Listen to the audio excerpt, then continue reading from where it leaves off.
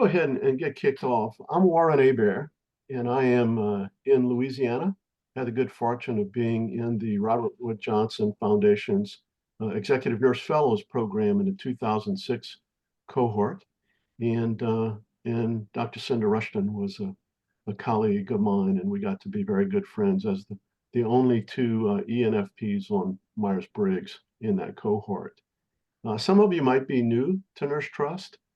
So we want you to know that this 501c3 membership organization was created in 2017. We had passionate alumni members of that Executive Nurse Fellows program, and we wanted it to continue going. We wanted to continue nurturing and sustaining the relationships we established. And we now have membership open to any nurse leaders who have a passion for the Nurse Trust mission, which is to inspire and enable nurse leaders to grow, to collaborate, to transform, to really engage in health equity and aspects of our healthcare system. Our conversation tonight is going to be a fireside chat format entitled Leading Within, Applying Wisdom in Everyday Moments. In putting together the description, Cinda suggested that it's really tempting for us as leaders to look externally for answers to complex questions we face. Leland Kaiser was a healthcare futurist that Cinda had the great opportunity to work with, and he proposed the 108 wisdom principles to ground service in the world. So we hope that tonight we get a chance to explore some of these wisdom principles and see how we can ground leaders in their choices and their actions. For those of you that don't know Dr. Cinda Rushton, she's an international leader in bioethics and nursing and is the Anne and George Bunting Professor of Clinical Ethics at the Johns Hopkins Berman Institute of Bioethics and the School of Nursing. She co-chairs Johns Hopkins Hospital's Ethics Committee and Consultation Service. A founding member of that Berman Institute, she co-led the first National Nursing Ethics Summit that produced a blueprint for 21st century nursing ethics. In 2016, she co-led a national collaborative, State of the Science Initiative, transforming moral distress into moral resilience in nursing.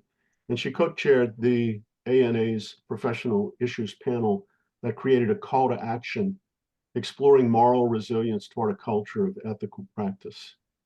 She was a member of the National Academies of Medicine's Science and Engineering Committee that produced the report, Taking Action Against Clinical Burnout, a systems approach to professional well-being. Cinda was one of only two nurses on that panel. She was a member of the American Nurses Association's Center for Ethics and Human Rights Ethics Advisory Board and the American Nurses Foundation's Well-Being Initiative Advisory Board. Cinda, it's really good to have you with us for this trusted conversation. We're very excited for you to be with us. Welcome. Thank you, Warren. It's so great to see all of you and to have a chance to kind of pause together in the midst of a really chaotic world that we're in. I'm sure you're all aware of the situation here in Baltimore with the collapse of one of our major bridges just this week. It reminds us how fragile life is and how fragile our world is. So I think this is a really important time for us as leaders to kind of pause together and see where we are and see how we might bring our greatness into this chaos that we're in.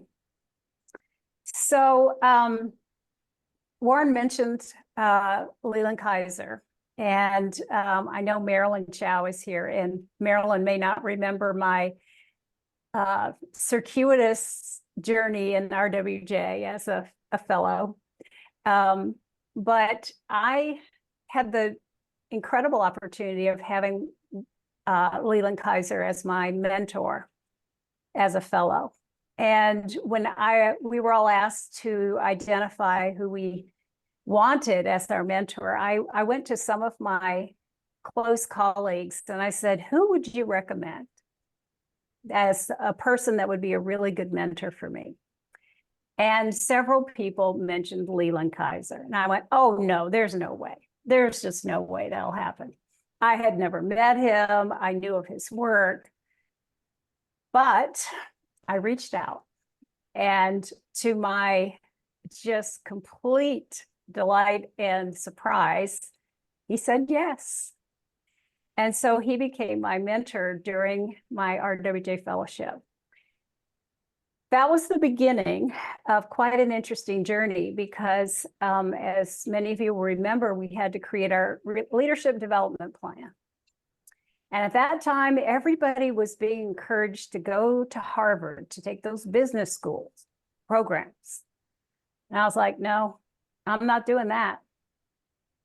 And there were probably some eyebrows that were a little bit raised at that response because I was like, no, I don't think that's going to work for me.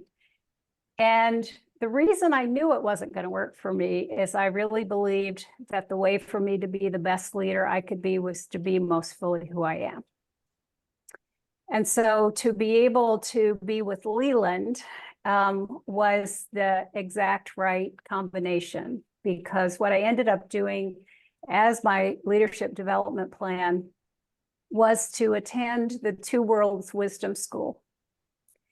And this is a program that was created by Leland and other visionaries, including people in his family. And the idea was that the Two Worlds Wisdom School was a bridge between worlds, touching one side into the roots of the ancient perennial wisdom while simultaneously reaching to the other side, into the future.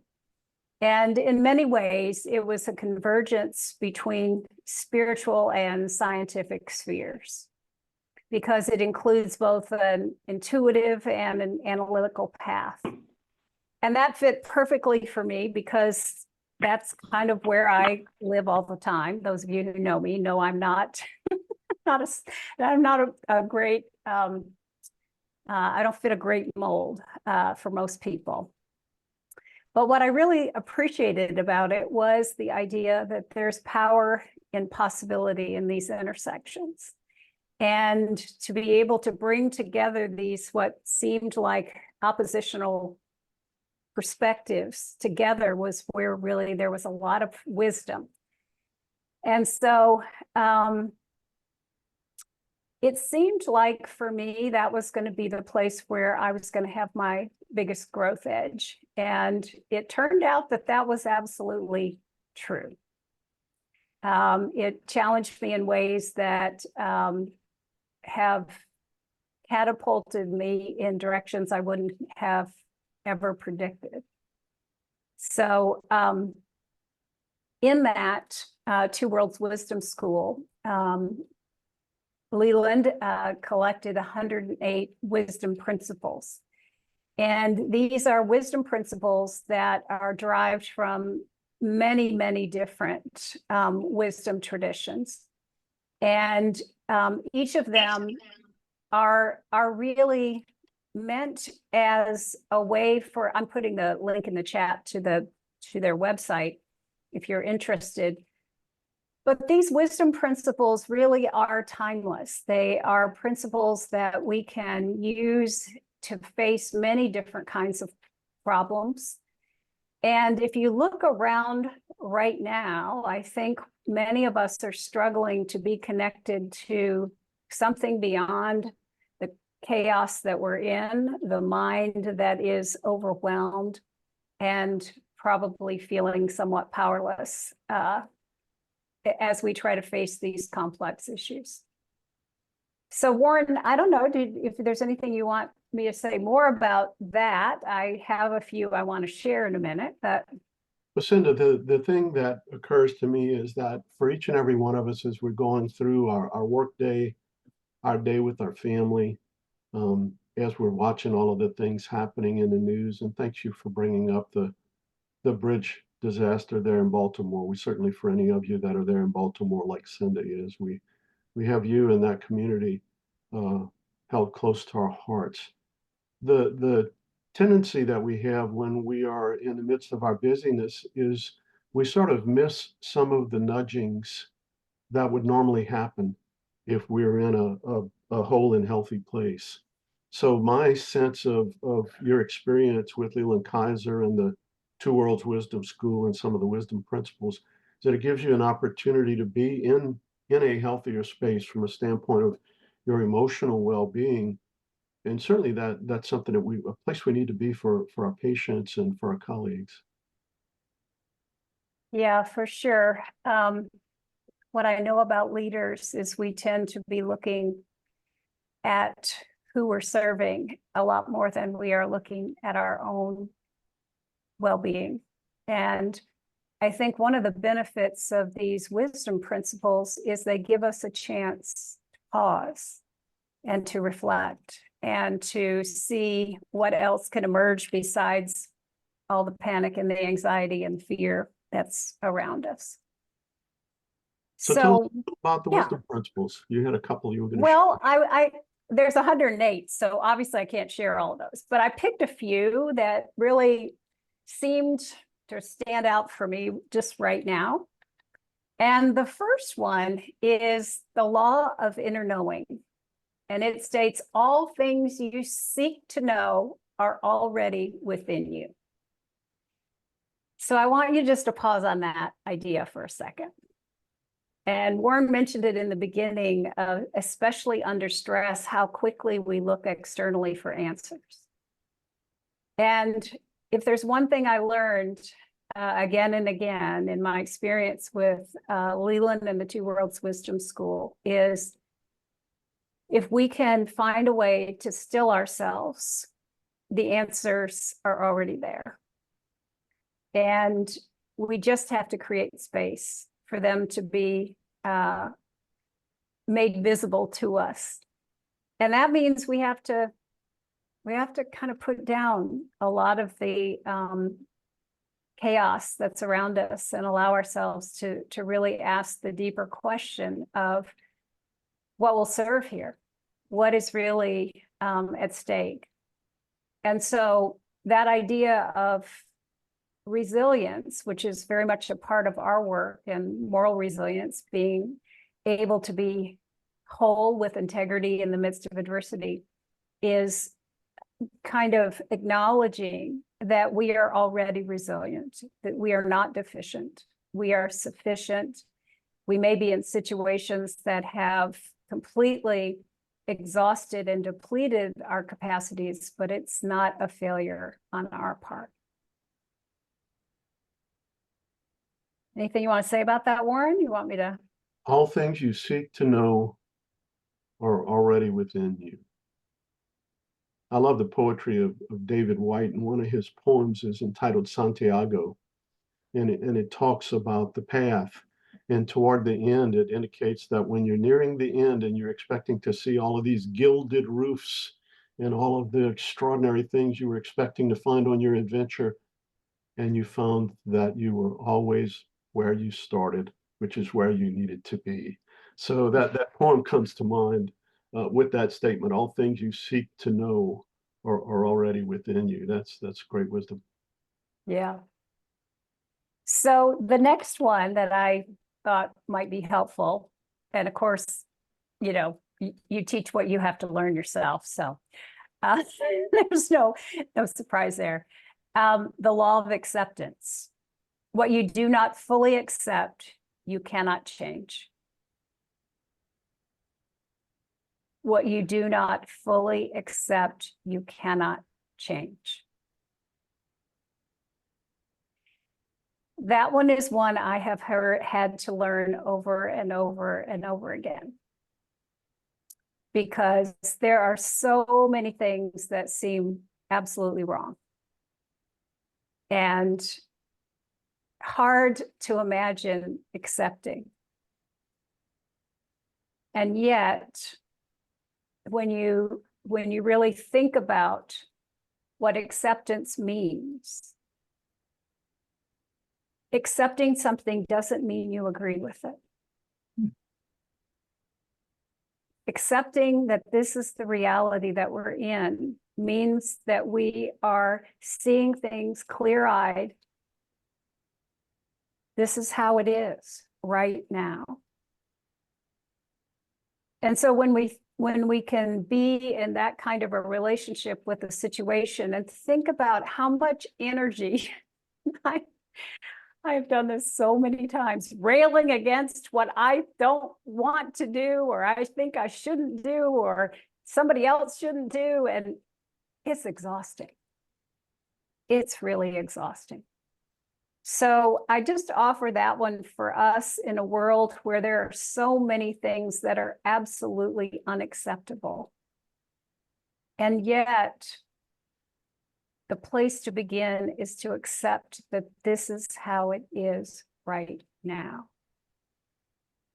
I don't like it. I don't agree with it.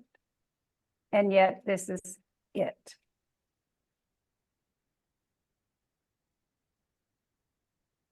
It certainly offers some deeper discussion for so many of our challenges in today's world. I'm hesitant to say the word politics, but our healthcare system exists within that. And I guess that's one of our big challenges, is trying to find a way to accept that. Yeah. There's a lot of possibilities there. Yeah. So the third one is called the law of detachment. When you release attachment to outcome, you open up the full field of possibility.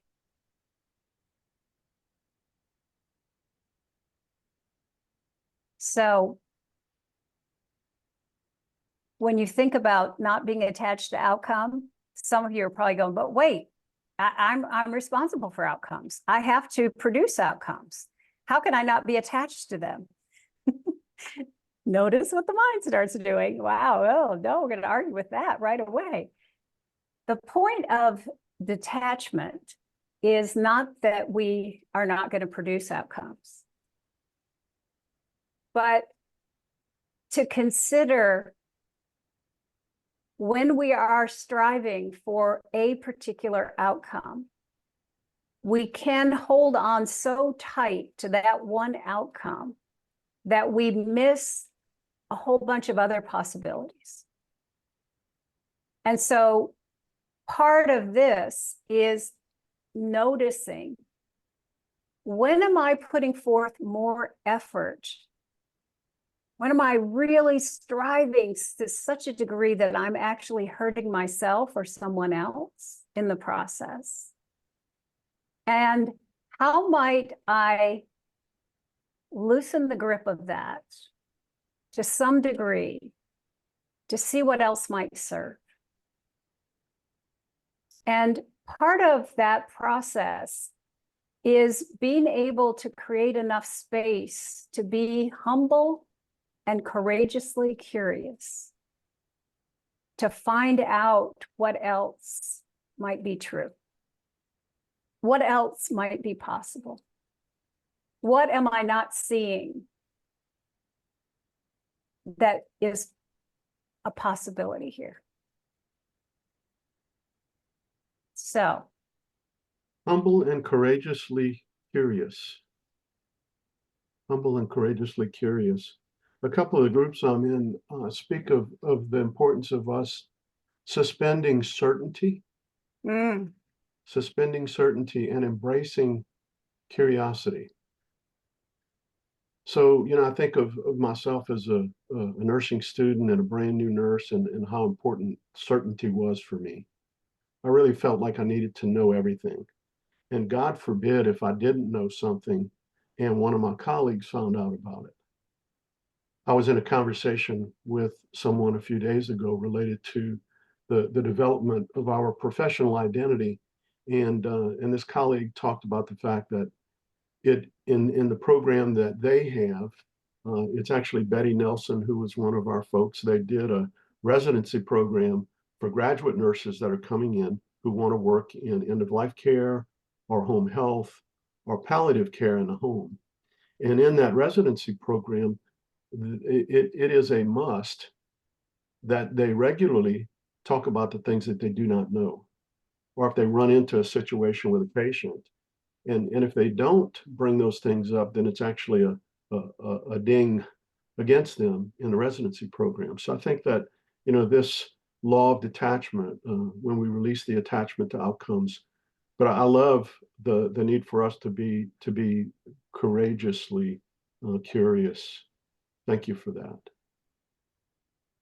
So I have one more, and then we're going to let you chew on these a little bit, see what speaks to you. The last one, the law of action. Your intentions are effective only when you act on them. So for those of you who know me, I'm an action person. I don't like to just talk about things. I want to do it.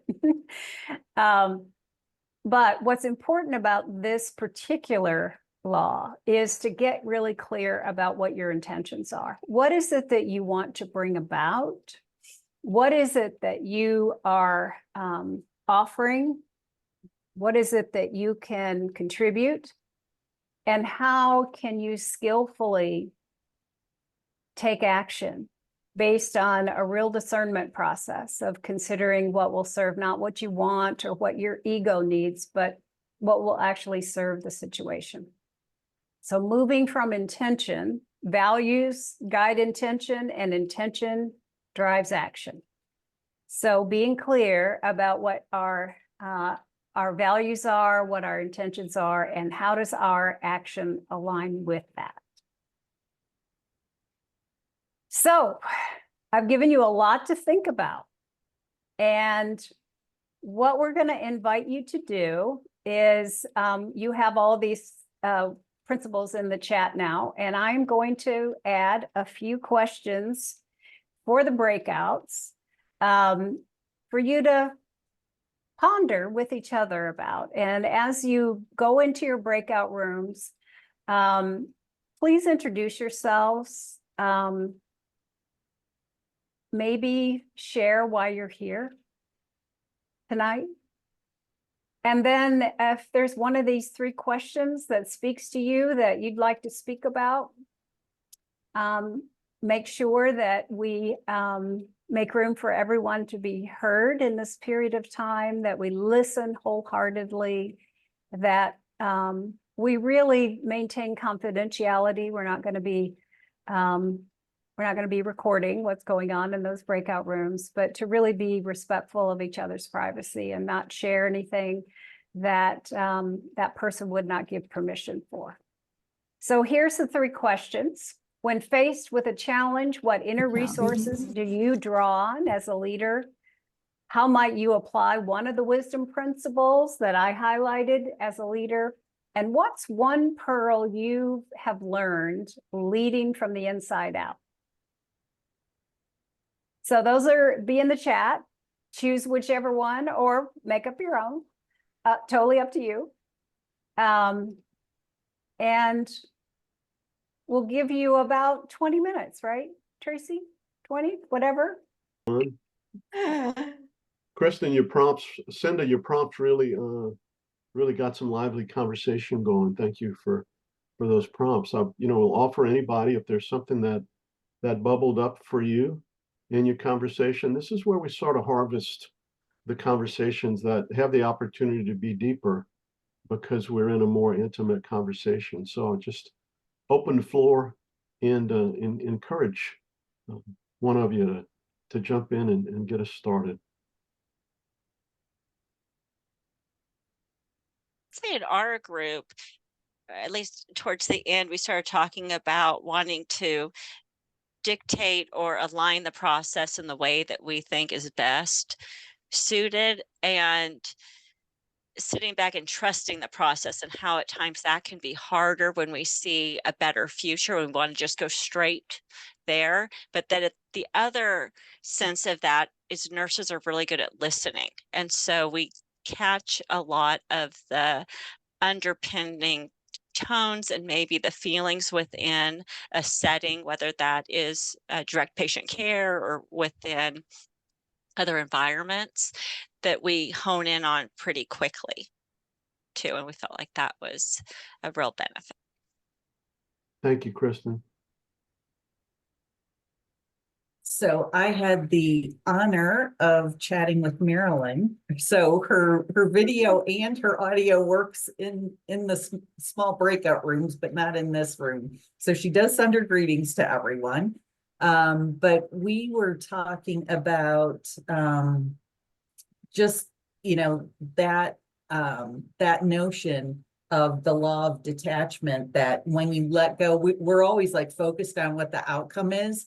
But when you step back to try to figure out what are we really about here and what are we trying to do, it does open a whole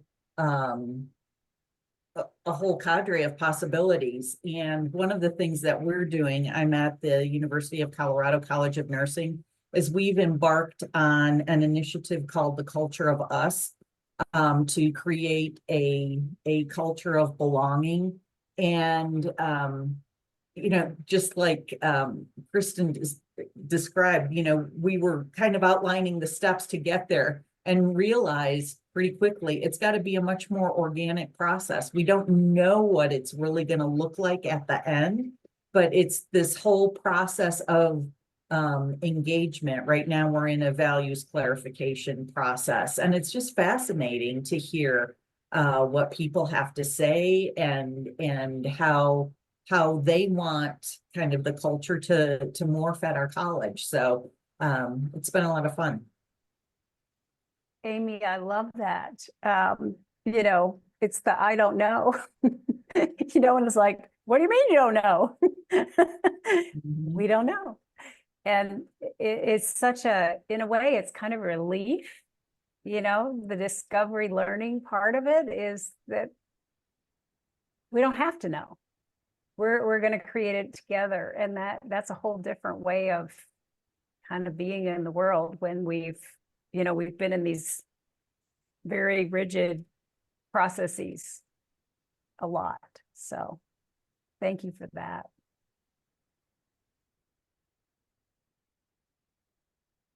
I had the pleasure of talking with Colette and Jennifer in our breakout group, and we covered a lot of ground talking. We all have a significant element of remote work in our jobs, and so talking about, you know, what we've learned in terms of how that affects leadership within, you know, remote online work. But in terms of the law specifically, we had a really great discussion about the second and third one you talked about, the law of acceptance and law of detachment, and how hard that can be when, especially if you're an outcomes driven personality type. And I think Colette had said this, and it was really great that there is a dance there that you have to entertain, because we, you know, in all workplaces, we have some type of outcomes that we're, you know, responsible for.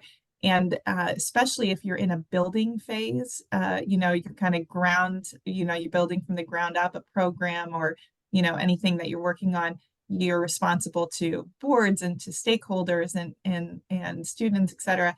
And so you need to have an eye on outcomes, but it's so important. You know, I think that was just eye-opening for me and for our group, that law of detachment, and reminding ourselves to take pause, surround yourself with leaders who have vision and wisdom, and to let those moments help to guide the course and outcomes.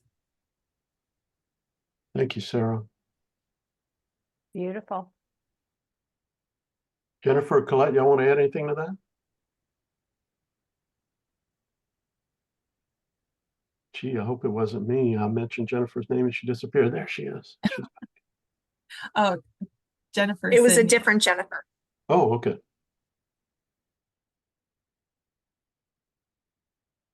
Anyone else? Something that you picked up on, something that really hit your heart.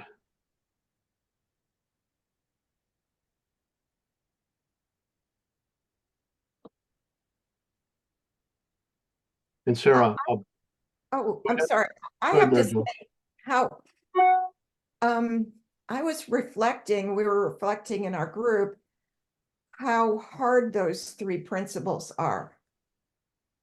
how you really, it seems like you really have to practice. And because I know as you were saying them, Cinda, I was wrestling in my mind, what does that mean then? Okay, how would I do that? And I think for many of us who've been,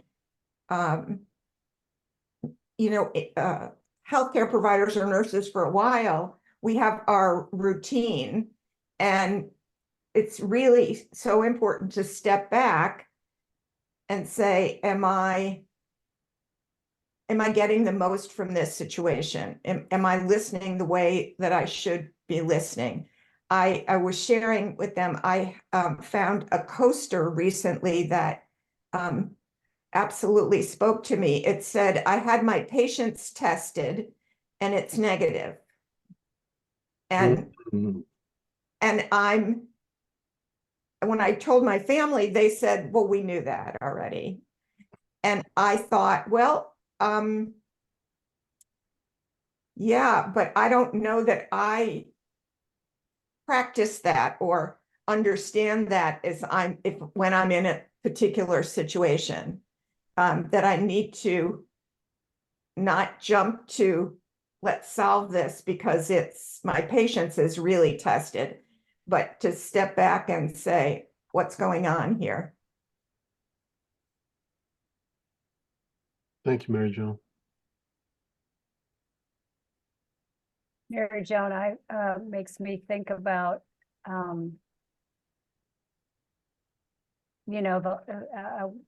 we were talking about the long tail of COVID. We really haven't, this is not, we really haven't recovered.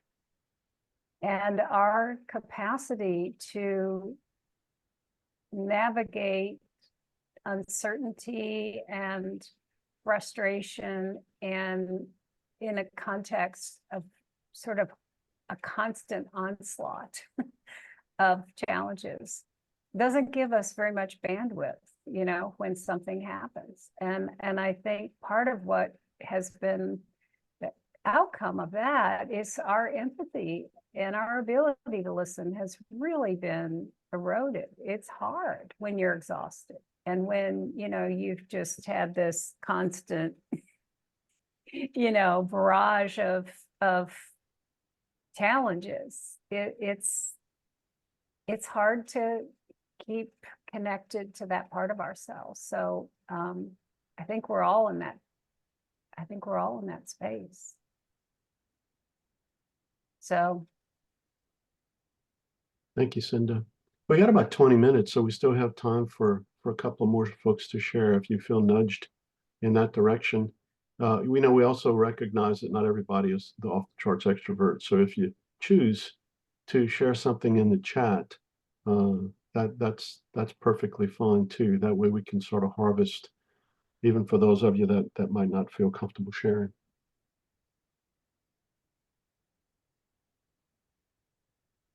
One of the things we talked about in our group was how do we create systems that recognize the humanness of those of us in caring professions. And I'm a school nurse, so I'm at the intersection of education and health. And that issue comes up a lot for educators as well. The importance of their relationships to children to advance their learning, but do they have the space to build those relationships because they're able to bring their whole self to their work? And the same with nurses, I think. Thank you, Katie. For those of you that don't know, Katie is at the University of Washington. And that school nurse work is so very vital, Katie. Thank you for bringing that.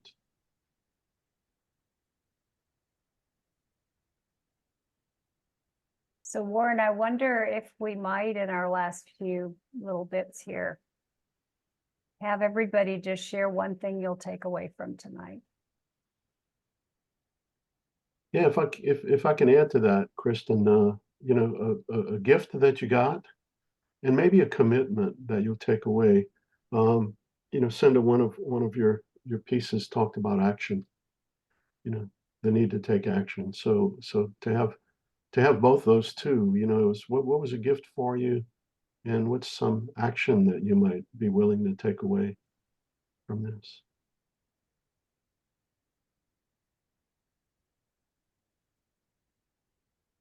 Who wants to start?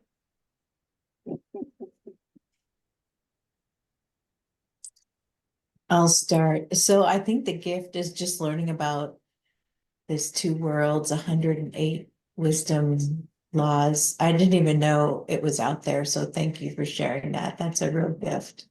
And I think the takeaway action is just a constant reminder for me how important it is to continue self-care practice, to make sure I can set boundaries when they need to be set and be the best I can be for all the demands that are placed on me. Thank you, Ruth. I'll go ahead. The gift for me was honestly this presentation and opportunity to connect. I just so enjoyed the presentation, but also the breakout with Colette and Jennifer, and getting to know other nurses and professionals more personally, and learn from each other.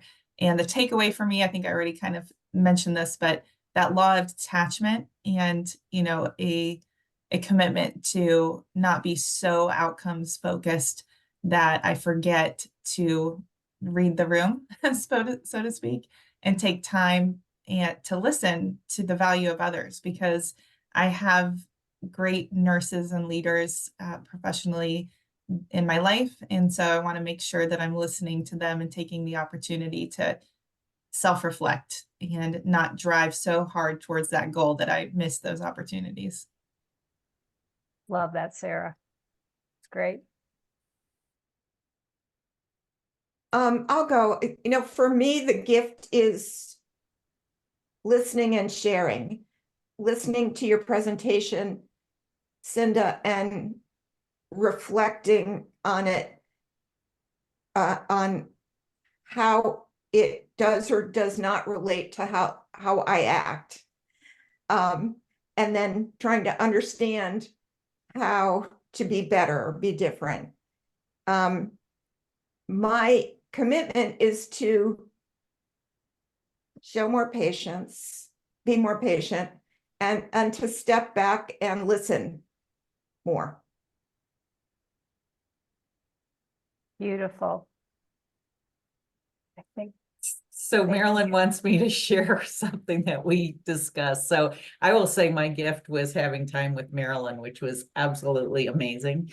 And one of the things we talked about at the end were my kids. And one of the things that I have detected is that so just so you know, I raised two boys. One is married to an extrovert that equals his extroversion. And I've got two getting married that are like beyond introverts. So in this process of shower planning and wedding planning and all of that, I noticed that my daughter-in-law is just, I dubbed her my girl Friday, because she is just there to do everything, and, you know, has a bunch of connections, knows who to contact for this, that, and the other thing, and is amazing. And what I realized is everybody's got their own superpowers, and it's really, and it's not just, you know, home in my family, it's at work too. And it's kind of like up to me to find out what those superpowers are.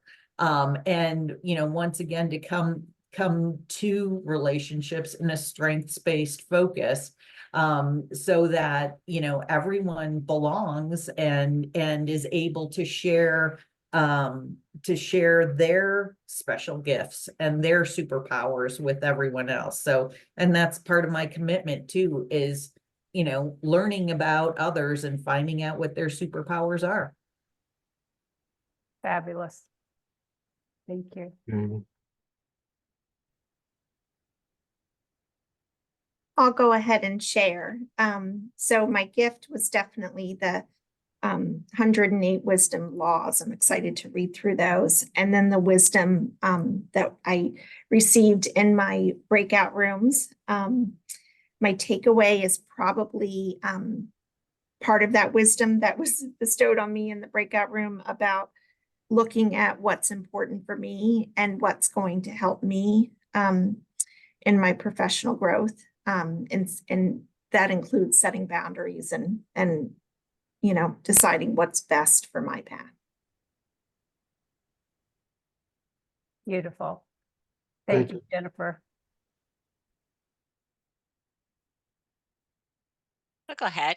So for me, of course, the 108 wisdoms, I'd never heard of that before. And it is very enticing to look at because I think I tend to live very externally, and I have a hard time pausing to really listen intentionally, and or I want to drive the outcome. So both the law of inner knowing and then the law of detachment are big pieces, at least, and those are only 3 of the 108, so I'm sure there'll be plenty of more. But yeah, trusting myself more and trusting and not having to have the answers, particularly when things feel very unsettling to me. It can make me more anxious and want to drive towards action when sometimes that's not the best. And my takeaway, well, that's part of my takeaway, and my gift of being in community. And I really miss, I work from home part of the time, and I miss being face to face where some of these organic conversations occur and really gaining insight from others. And that this Zoom is face forward, because I find that a lot of times people just turn off their cameras and you lose that connection. It's already, you're talking to a screen, and then when there's no face there, you lose a lot of that piece that yeah, of community. And so I really am thankful for this. Thank you Thank- so much. Yeah, those are great insights, Kristen. You use the word community, which really speaks to me. And you know, the gift for me today is in this community, we've had more intergenerational connections. Mm. And I think that is such an extraordinary gift, because we have not only the need that those of us who are a little later in our careers need the energy, we need the insights, we need the enthusiasm that comes from our younger leaders. And hopefully we've offered a few things too. So that gift for me was the intergenerational connections, and also the gift of deepening our inner work. We are so outcomes driven. Thank you so much, Cinda, for that bit of wisdom. We're so outcomes driven that we often are not thinking about the things that are happening within. And not only the things not happening within us, but the things not happening within our colleagues. So I think that's an important thing. And my commitment I'm going to take away is to have more trusted conversations that are aimed at other aspects of leading from within.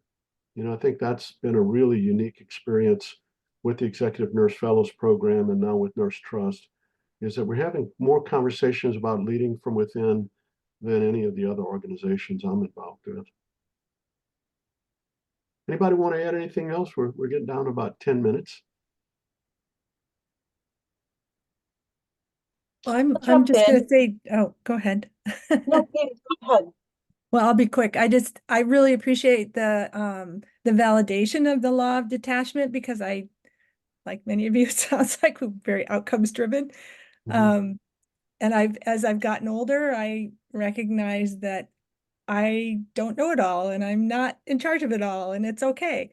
And so I appreciate the validation of that new coming knowledge to me and continuing to work on that. So thank you. Thank you, Katie. Colette. Thanks, Katie. I really enjoyed hearing all of you speak. I think that's been my gift, actually, surprisingly, is hearing all of your gifts and your takeaways, as they've been such a variety of the conversation.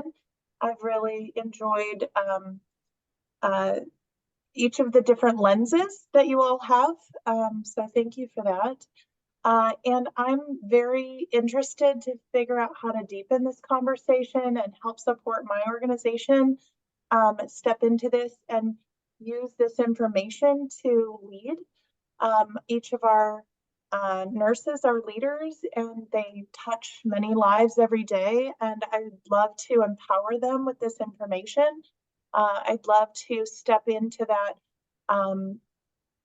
the wisdom principles with them and pull them apart and use them and ask them to talk through examples and what that might mean and step through that over time with them. I really think that could be powerful.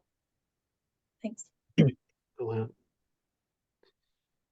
know, I plugged my my email and cell number in the chat. If there are other ideas that you have, please share with me. We really want to enrich this. And one of the things that I want to share for some of our younger folks that are joining us is we were introduced to something called the imposter syndrome. Maybe some of you are familiar with that. But I experienced something a little different. And that was that when I came in as a diploma nurse, I was surrounded by all these PhDs, JDs, MBAs, and it was like, wow, you know, these people are so very smart. I wonder if any of them are going to talk to me. Everyone, without exception, reached out. There were always warm hearts. There were always deeper conversations. There was always a curiosity on their part, wanting to know about who I was, and listening to my stories about my family.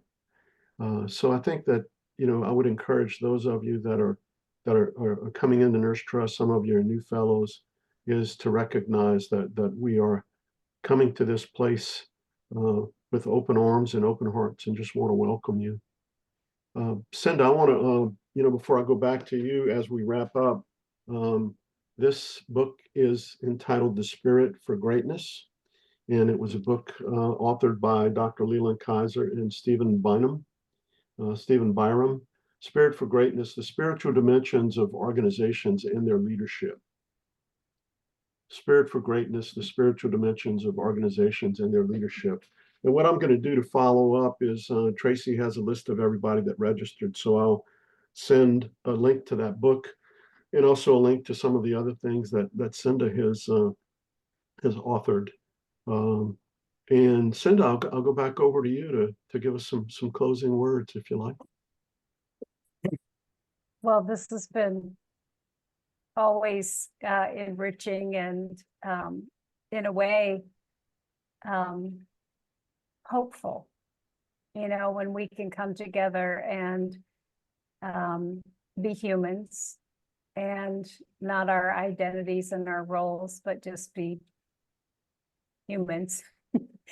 And, you know, one of the gifts of today was actually Leland passed away a few years ago. And it was a wonderful opportunity to remember him and to sort of touch back into that whole process, 3 years of really deep work. And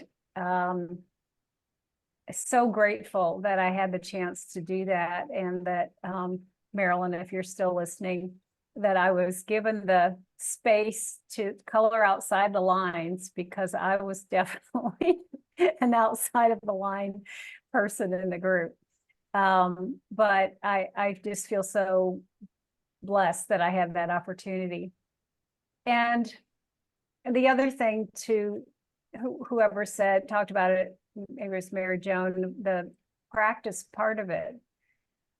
You know, being whole is not about being perfect. It's about turning toward the broken parts that are part of all of us. And being able to use these wisdom principles gives us a place to start again. You know, so when we fall down, we get back up. And hopefully we learn something. Sometimes we have to keep falling down about the same thing. And I can attest to that. I've done that a million times. I'm like, you mean I didn't learn that yet? Okay. So, you know, the two worlds if you look the top of the cover on my computer, it's left brain and right brain. And, you know, you have to use both, but we do have preferences. And that's kind of how Warren and I met with I'm an off the chart intuitive. So, you know, oftentimes people have no idea what I'm talking about. And it seems so clear to me. I don't understand why it's a problem. So, you know, our gifts are sometimes our liabilities. And we talked about that a little bit in our group. But at the same time, if we can really know ourselves and bring forth those gifts and to be able to really trust our inner wisdom, I think most of the time when the rubber hits the road, that's the thing that's going to carry us forward. So I'm so delighted to be among you and to be part of this amazing profession we're all part of. Cinda, we're gifting you with a few words in the chat. I asked everybody to put a word. So I'll offer these to you as a gift. I'm stealing from Sarah, and my word is community. And I think community is sort of one of the charisms I sense in our Nurse Trust group. I see Mary Joan, gratitude, Kristen, connective tissue. Tracy, thank you, vulnerability and appreciation. Sarah, thank you for choosing some new words, courageous curiosity, since I stole community from you. Committed, thank you, Michelle. Hope from Jennifer. Amy, humility. Katie, always appreciate Cinda's wisdom. Colette, listening. And Ruth, love and gratitude. Thanks so much to all of you for being here. And we just look forward to our next gathering. If you have other ideas, things that you see that are, you know, one of the terms in a group that I'm in, we talk about keeping the edges hot. So if we keep the edges hot, that means we're going to constantly be growing. We're going to constantly be reaching out, trying to evolve.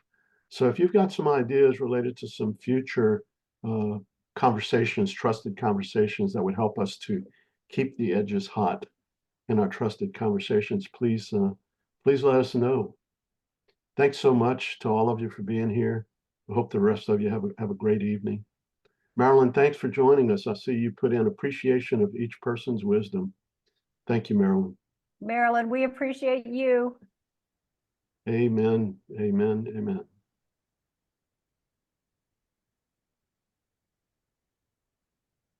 Bye, everyone. Thank Take you. care, Good everyone. night.